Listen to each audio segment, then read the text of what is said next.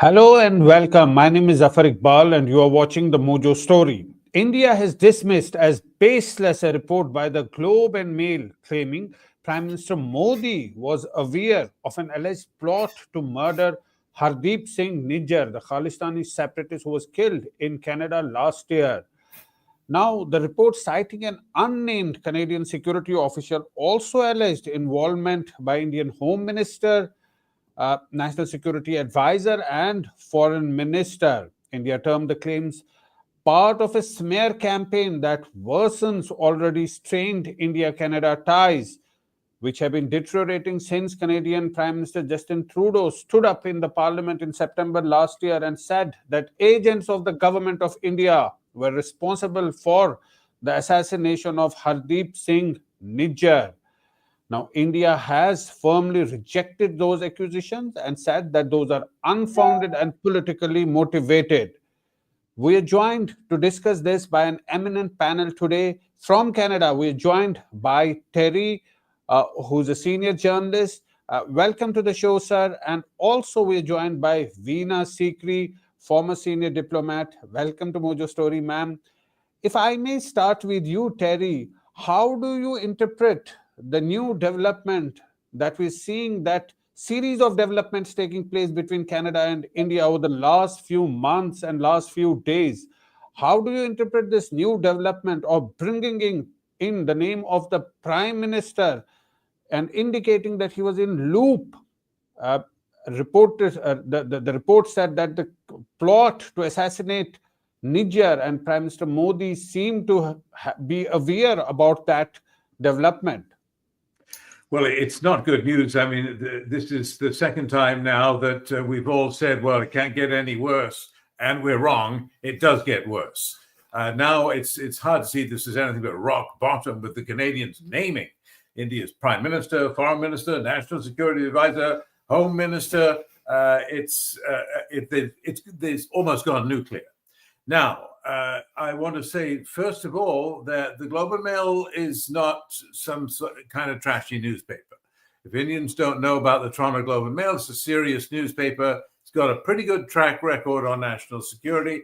So I've no doubt, I know the reporter, and I've no doubt that he really did speak to this national security official. Whether that national security official was actually correct and whether they can prove it now, that's another question, because I find it very hard to believe that the Canadians can produce proof. I mean, what do home ministers give out kill orders in writing?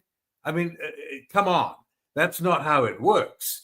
No doubt, careful attention will have been paid to anyone who organized this alleged plot, to making sure that they covered their tracks. So I doubt very much that Canada has not. It looks to me like Canada has overplayed its hand a little bit by leaking something like this, when I really don't see how they can substantiate it. Consider, for example, that in the very detailed and very careful 2 U.S. indictments against 2 of the alleged plotters, Vikram Yadav, the alleged intelligence official from RAW, and he's not there anymore, and also against Nick Gupta, the intermediary who allegedly hired a hitman, that in that case, they don't have that kind of evidence, even though they do have inside the room recordings, wiretaps. They've got about as good intelligence as you could hope for, but it still doesn't include anyone, Narendra Modi phoning in to saying, good work, guys, go get him, go kill Panoon. That's not going to happen. So I think Canada may endure a little embarrassment when they discover that there's nothing here that they can use in court. And even if they have it, it's probably highly classified. They can't use it. So I would say that there are going to be problems on both sides. But there's little question that the Canadians are convinced about this. Otherwise, I very much doubt that this leak would have happened. It's a new low point in relations, and it's going to take a long time to come back from this. And they're probably not going to come back from this until we have a new government in Canada, which is likely to happen in the year ahead. New low point in the relation. Veena Sikri, the point is that this is not the first time that we've seen leaks two media organizations being done in Canada. Earlier it was Washington Post, now it's a new media organization. This is happening at a time when India has been insisting that Canada is not providing any evidence to India, that India has been asking for. How do you interpret this series of leaks that is happening one after the other?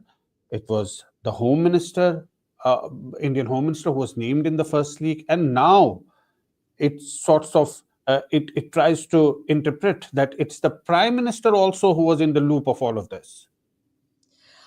Well, all I can say is that I agree with Mr. Milewski that it is getting worse and worse, and the allegations are getting more and more bizarre and more, I would say, almost unnatural, with no evidence at all.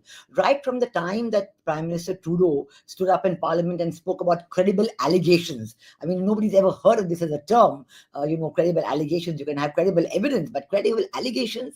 And since then, it's remained at that level.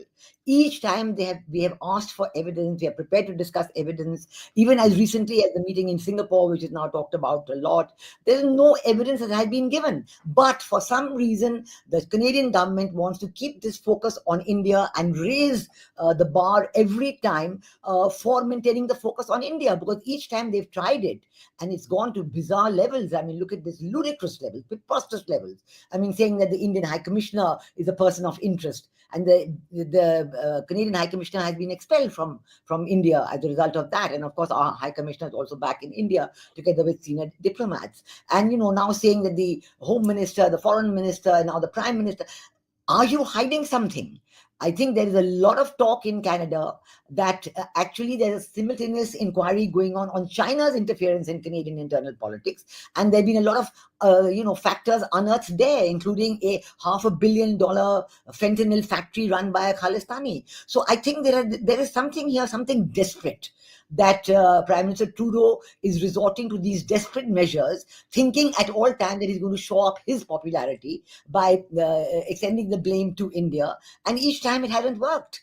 And I can assure you this time it's not going to work at all. You've seen the strong statement being put out by the government of India. I think that's absolutely correct. And it's really, really ludicrous to sort of say that the Prime Minister knew. And each time, even the Canadian Royal Mounted Police has not been able to provide any evidence about who was the person who killed Hardeep Singh Nijjar. I mean, they talk about gang warfare, they talk about having some people under arrest, but there's been no evidence at all of any kind linking those people under arrest or linking some gangs. There's always, we well know that the control of the Gurdwaras is always a big issue, and the Gurdwaras are involved in human trafficking, in drug trafficking, and all of that. And that is why there are all these internecine quarrels going on. And in fact, it is so becoming clearer by the day that the majority of the Sikh population, the Sikh people of Canada, the Canadian citizens, they don't support this at all. And they're more and more concerned about it all the time. And recently, for example, even when the Sikhs for Justice were having a program in New Zealand last week, trying to have a referendum, there were New Zealand citizens, on the mic loudly saying, please go back. We don't want this here. Don't bring your politics to this country. Go back to your country. So it's everybody around the world is getting totally upset and totally mystified by the more and more bizarre nature of the allegations. And it hasn't helped Prime Minister Trudeau at all. There's been no proof. There's been no convincing anybody. Nobody's convinced. They do say that during the recent G20 president in Brazil, President Joe Biden tried to, have a meeting between Prime Minister Trudeau and Prime Minister Modi and President Biden himself. Maybe they talked for a few minutes. And, I think that immediately after that to come out with this allegation, it is completely wrong. Canada must realize that as a responsible member of the international community, they cannot go on making these allegations all the time. They cannot. I mean, it's gone worse and worse. We keep thinking it cannot get worse, as Terry said, and it does get worse. What is their objective? What are they hiding? They don't have the support of the people of their country. Is it a political support he's looking for? from some of those Khalistani groups, though they have also abandoned him.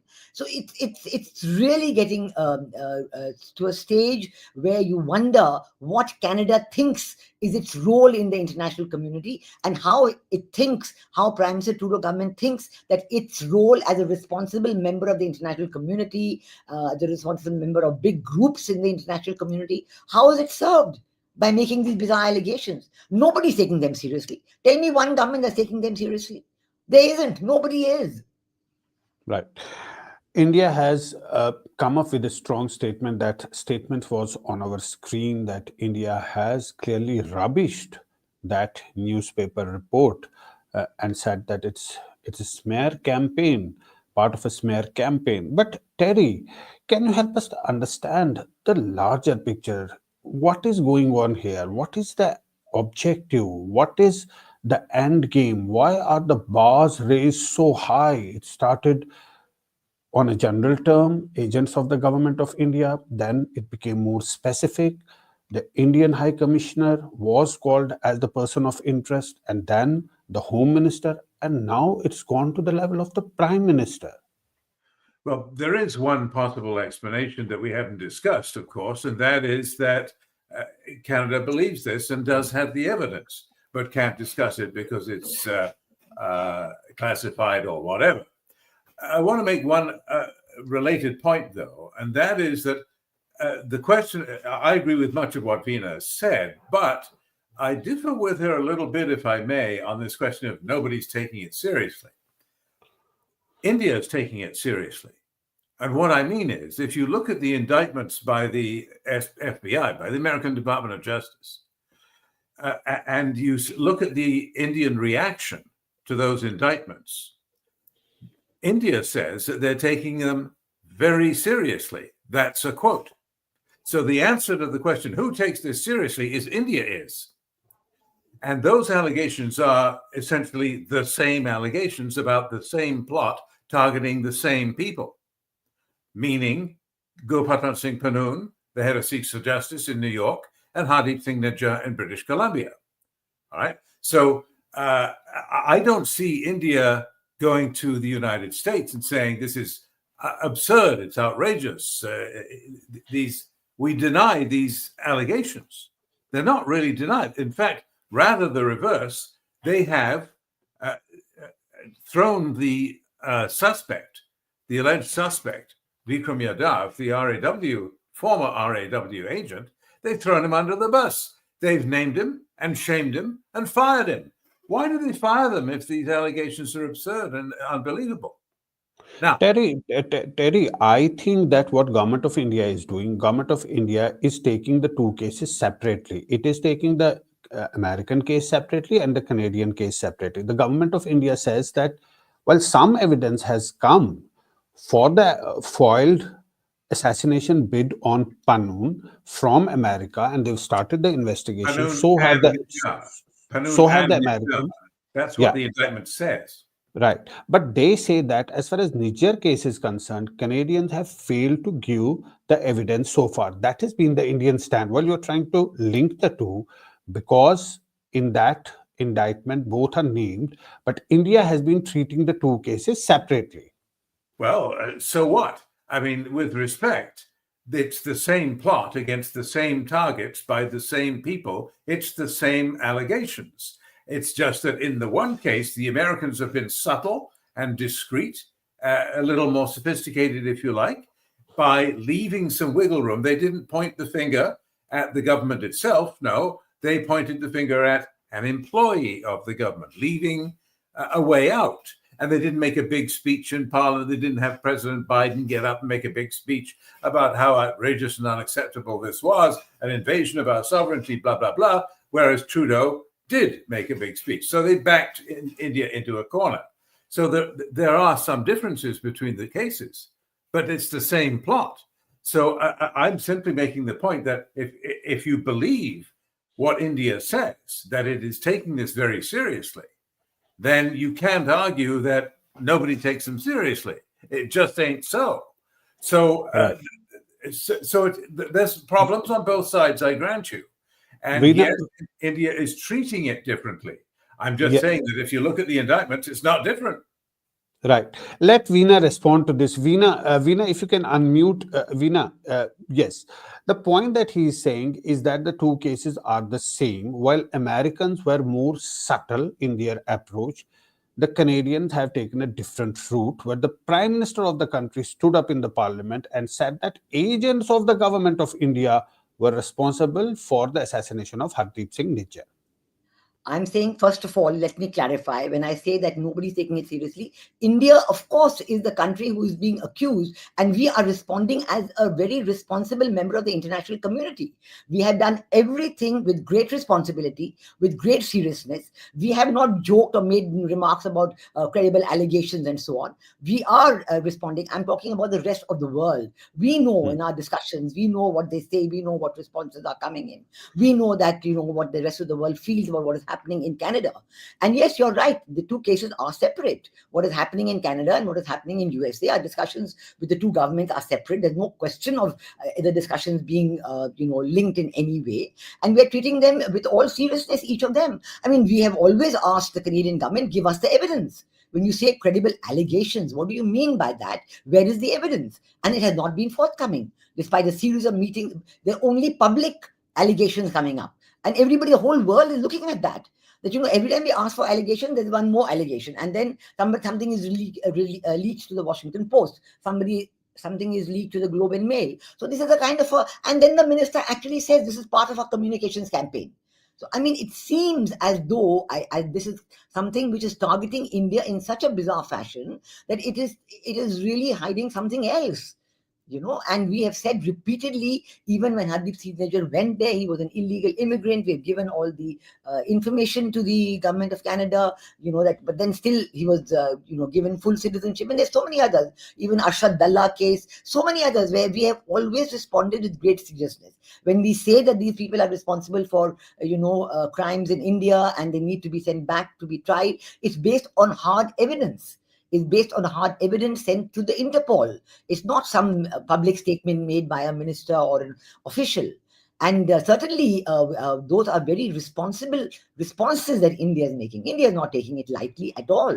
And why should we? When somebody is making an allegation against you, we are responding with all the information we have. If there's something in the American case and it's gone into court, well, it'll be tackled over there. So I think that one cannot try and mix up these two cases at all. One certainly should not, because this is not how international relations works. And it has to be dealt with separately in each case. And I think, again, I would say that India has responded strongly, unequivocally at all points. And there has been no comeback from Canada on those points. Canada has not provided any evidence. So how can they say that, that we have given the evidence and India not doing this, so-and-so new and so-and-so new? You can make any kind of allegations, but there is no evidence, and and you're just trying to raise the ante all the time. With what purpose? With what purpose? What is the purpose that the Canadian government is serving? Let Terry respond. Terry, the point that she's making is that Canada is perhaps using a diversionary tactic, trying to divert the attention from some other issue. Now, recently there were news reports that there are some spies, Chinese spies, who are legislators or members of the parliament, or some similar sort of problems that are existing in China, to put the focus on India continuously, to raise the bar, to divert the attention from other issues that are plaguing that country. Well, firstly, I don't think any such effort can or would succeed. Canadians can look at two things at the same time, or 10 things at the same time. It's not a problem. It's just because there's another issue doesn't mean we can't pay attention to them both, just as you've just argued that India can look at both the American and the Canadian allegations at the same time. And secondly, I don't hear an answer yet to the question, if the allegations are absurd, preposterous, as India says in the Canadian case, why was Vikram Yadav fired? Why is he named and shamed and fired and booted out of RAW? Why are those allegations being taken seriously in the United States if they're absurd? because I mean, we can go around this one more time if you like, but it's no use saying that the cases are separate when the cases themselves say they're not.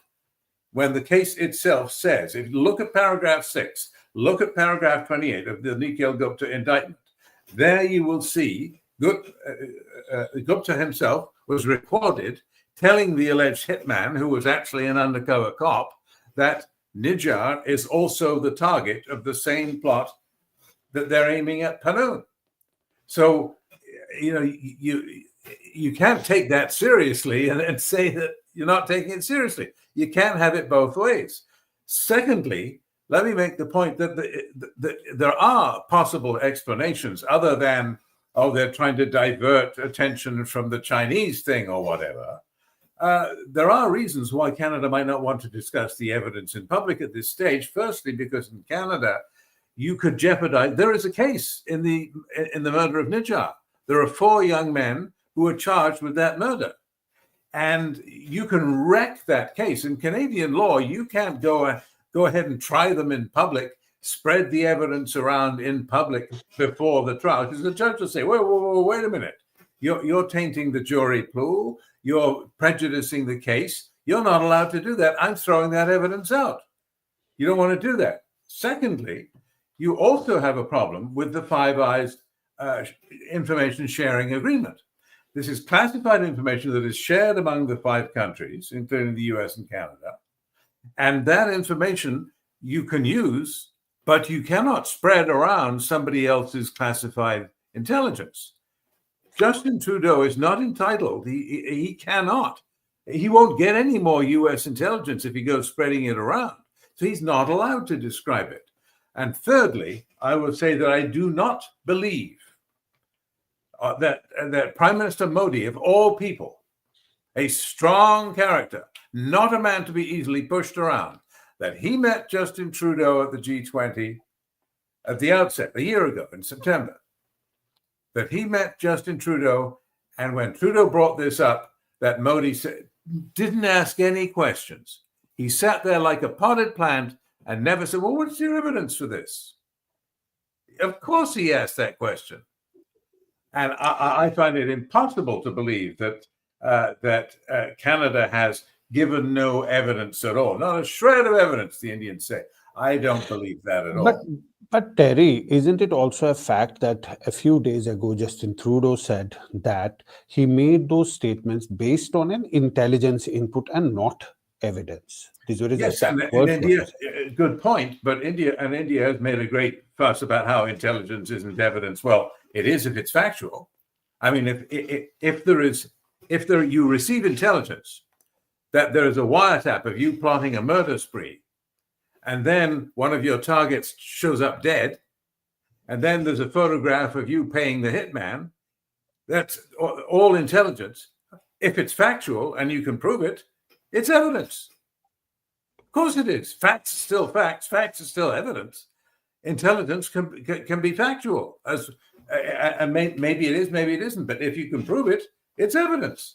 This whole business about how Trudeau has admitted he doesn't have evidence. No, he didn't. Veena, you want to respond? Veena, if please unmute. You want to respond. What he's trying to say is that the 2 cases are similar, and Justin Trudeau may not be in a position to disclose all the evidence because of the connection of the Five Eyes. He may not be in a position to release the evidence, Canada, but they may be having that evidence, and on the basis of that evidence, they're making all these allegations. Look, India also has relations with all the Five Eyes. We are very much aware, I am sure, in our discussions of what this so-called credible allegations are about. And if the evidence was so hard and so specific, as Terry is saying, then why did Prime Minister Trudeau talk about credible allegations in Parliament? And he has never moved beyond that for more than a year now. He's just stuck to that credible allegations. So I think, please, we are all very sensible people. We are all responsible members of the international community. And if Canada and US wants to have good relations with India, this is not the road down which they have to progress. It's clear that they want to ruin the relationship with India And it's entirely on their shoulders, but they've done it at every stage. For what purpose? Why? This is what I'm asking the question. And I think certainly there is a lot of writing in the Canadian press also about this, about the China factor and others. So please let us not dismiss it, and please let's not again and again and again, talk about the American case and the Canadian case. We are treating them entirely separately, and we are very responsible in doing that. The American government knows that we are being very responsible in doing that. So I think, please, let us not do that. Let us not try and mix up all these things and try to pretend that there's something more serious and nothing except credible allegations. We come back to that phrase which he used 1 year ago, more than a year ago, and he's still stuck to that. He hasn't gone beyond that. We've had a lot of meetings. We're prepared to look at evidence. We know what is happening. We know what the groups are doing. And as far as the Five Eyes is concerned, I've told you at one point, even US, Australia, and New Zealand told Canada, unless you give us the evidence, we're not going to raise it with India. And when they had this so-called referendum there recently, then there were people opposing it. So every country is fed up now, and every country does not understand why in Canada, Prime Minister Trudeau has this, and this is not new, it's been there since his father's time, the support for the Khalistani separatists. Why? On what basis? In India, there's no support for Khalistan. But in Canada, there's support. Then let there be a Khalistan in Canada. Let that be there. Maybe that's what it should be. Because certainly in India, there's no support for it. And that has been recognized even by Prime Minister Trudeau. So I think let us not get carried away by this. Let us be sensible. Let us be responsible members of the international community. And let's not get carried away by one statement, each one worse than the other. Sinking to new lows every day. Is this an indication of Canada's responsible position in the world community? I don't think so. Because I think that all the other Five Eyes, they know what is going on. And they don't understand why. Maybe they do understand. I don't know. I'm not privy to all those discussions, certainly not. But I mean, I think that the situation even within Canada is very, very bizarre for many people. They don't know why it's happening like this.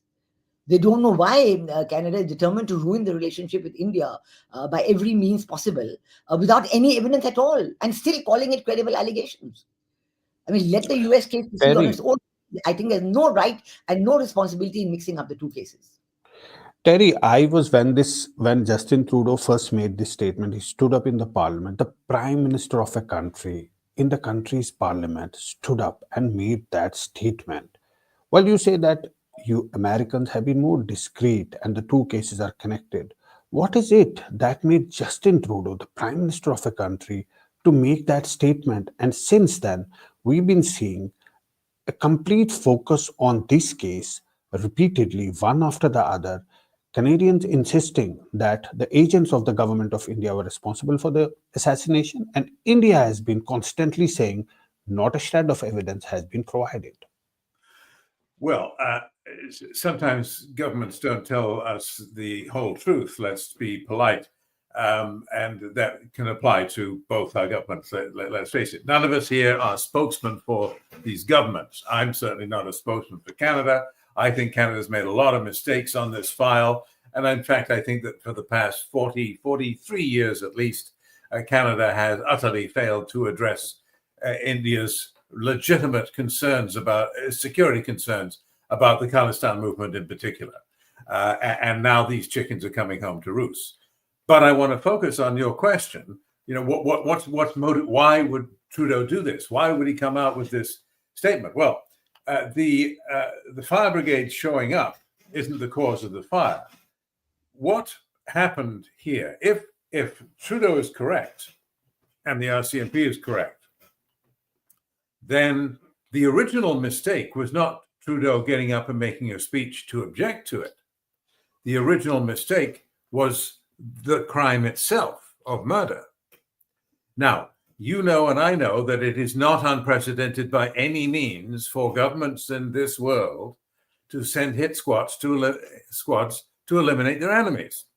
When the Americans eliminated Osama bin Laden's number 2, for example, Ayman al-Zawahri, with a couple of Hellfire missiles and a drone strike, Trudeau tweeted about it saying, oh, this means we'll have a safer world. He thought it was great. He applauded. He thinks that kind of extrajudicial execution is fine. This one he doesn't think is so fine. But the problem begins not with Trudeau getting up and saying this is wrong. It begins with the crime itself. If nobody had decided, well, look, those Canadians, and this is what I think may have happened. I can't prove it. It's some speculation, but it fits the facts. What I think happened is that somebody in the Indian government decided, look, these Canadians are never going to deal with these Khalistanis. We're going to have to go in and deal with them ourselves. Now, that seems to me entirely plausible. It's not at all unprecedented. Let's remember that there have been RAW agents booted out of Britain and Germany and Australia in recent years. There have been, let's say, mysterious disappearances and deaths and murders in Pakistan. Mr. Panjwar, for example. There are many examples. This is not unprecedented in today's world for such eliminations of state enemies to happen. So you're asking me to explain why would Trudeau do this? Well, if he believed that a foreign government sent killers to murder a Canadian in Canada, yeah, he would get up and complain about it. Would you expect him to say, well, I don't care, it's probably a terrorist anyway, kill them all, I don't care, I'm not going to say a word about it? Is that what you would expect? I wouldn't. Whoever expected that response, that the Canadians would be discreet about this and they won't object if we send murderers into Canada to kill a Canadian. Whoever thought that was pretty naive, don't you think? Okay. Veena, you want to come in here? Actually, we will also have to wrap it up. You please come in here and also give your, last comments. Yeah, okay, if I may say so, the question is not any of the things that Terry had just said, but the question is that if you're a year and a half ago or a year and some months ago, you said credible allegation, you have not been able to move beyond that. And you're still at the level of credible allegation and still making the relationship worse and worse and worse by saying, oh, the High Commissioner is the person of interest, we got to do this, and now the Prime Minister knew, the Home Minister knew. I mean, nobody can understand. There's no linkage between the two. And normally, whenever such cases do happen, if there are such cases, you take it up with the government concerned, you talk about it very seriously, and you sort it out. And this is how it should be done. As a responsible member of the international community, this is how any discussions, if there is whatever kind of interest that a government may have in another government for any actions or lack of it, to say you take it up responsibly. You don't stand up in parliament and talk about credible allegations, which the rest of the world is bemused by it. That is this the steps taken by a responsible leader? And we all know his father's own, I mean, going back so many years, 43 years, that he too had this soft spot for the Khalistanis. And this is what is very difficult for India to understand. It's very difficult for India and the rest of the world to understand that when there's no interest in India for Khalistanis, and why are you talking about Pakistan or this or that? I don't understand. Why is there sudden interest that, if something has happened in Pakistan, it's got to be India's doing. If something has happened somewhere else, it's got to be India's doing. I mean, this is absolutely bizarre. It seems like almost an India phobia which is coming on. Because, you're just blaming everything on India. And it doesn't seem logical at all. It doesn't seem sustainable at all. And to go on saying the same things for a year and a half without proving any evidence, and we've gone for all the meetings, we've gone for all the discussions, we said very clearly what we have to say, we know about all this, we are very aware about intelligence and evidence, evidence inputs, all that. But to say that in a year plus, nothing more has come except those intel inputs, and on the basis of that, you want to go ahead and say and talk about everybody else in the world. Anything happening in the world has got to be India. Now, India is this, India has got to be, stubbed on everything. This is something we don't understand. And one would have expected that from a country like Canada, which have a very traditional friendship and a very traditional respect for each other. But where is it going? Where is it going? I think we need to get back to our seriousness and to build relationships, not destroy them. Terry, last word to you. We know that the relations have hit a rock bottom. Every day we say that it's hit a low, it's hit a new low, then there is another new low. Is there any scope of a recovery? Can we come back from this point, back to at least not a great friendly relationship, but at least a normal sort of a relationship to begin with? it might be repaired in the case of the breakdown in relations between Canada and India back in the 70s over nuclear policy and the use of nuclear materials and technology by India. It took 30 years. It took a very long time, and I hope that this time it won't. Look, Veena's made some very good points. It's very unfair of her to use my own story against me by quoting my story about Pierre Trudeau turning down Indira Gandhi's extradition request for the Air India bomber 3 years before the bombing. She's absolutely right about that. But I think that what we're missing here is that if Trudeau really believed what his intelligence people were telling him, what he did was what you would expect him to do. And the argument that he should have gone to the Indians and quietly discussed it first is exactly what happened. The Canadians, you can disbelieve them if you like, but that would be the normal thing to do. You don't instantly assume that the government's behind it. You go to the government and say, this is the information we have about your intelligence officer. Why don't you check it out? Because we think you should know. And if the government was entirely innocent, then it would have said, oh, yeah, thanks for the information. We'll go and check it out. But they didn't. They declined to cooperate with the investigation. Well, that's kind of a red flag, isn't it? It seems to me it is. It's a red flag that the Indian government had something to hide. And that rather answers most of the questions, doesn't it? It suggests that there's no smoke without fire. And the fact that the Indians, as I said earlier, have agreed to take very seriously, I quote, the allegations made in the American indictments tells us more of the story. It means India's not really denying it. It's angry at Canada for making it public. Maybe you can argue that they've got a point, that we shouldn't have done that in Canada. But as to the murder plot, that seems pretty real to me. Seems real. That's right. Terry, it's a matter of investigation. Of course, there are allegations that have come in both from America and Canada. The investigations are underway. We'll have to leave it here.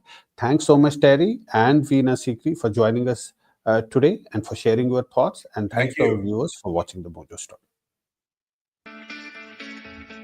It's great to see you here. Thank you for watching our work. If you haven't subscribed yet, don't forget to click the bell icon and subscribe to Mojo Story and support independent, robust journalism.